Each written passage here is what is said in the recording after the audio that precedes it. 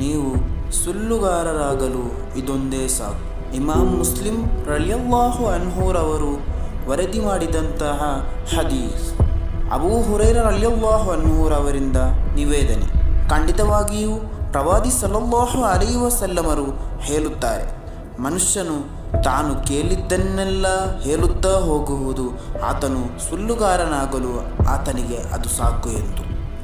ಅಂದರೆ ಯಾರೋ ಹೇಳಿದ್ದು, ಎಲ್ಲಿಂದಲೋ ಕೇಳಿದ್ದು ಅದನ್ನು ಹೇಳುತ್ತಾ ಹೋಗುವುದು, ಅದನ್ನು ಮತ್ತಿತರ ಜನರಿಗೆ ಹೇಳುವುದು, ಖಂಡಿತವಾಗಿಯೂ ನೀವೊಬ್ಬ ಸುಳ್ಳುಗಾರನಾಗಲು ಅದು ಸಾಕು.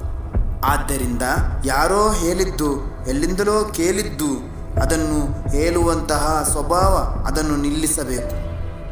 ನಮಗೆ ಇದು ಸರಿ ಎಂದು ಸ್ಪಷ್ಟವಾಗಿ ಗೊತ್ತಿದ್ದರೆ ಮಾತ್ರ ನಾವು ಅದನ್ನು ಹೇಳೋಣ.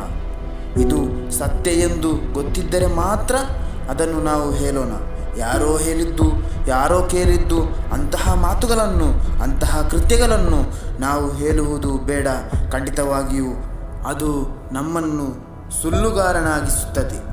ಅಲ್ಲಾಹನು ನಮ್ಮನ್ನು ಸಂರಕ್ಷಿಸಲಿ. ಆಮೀನ್.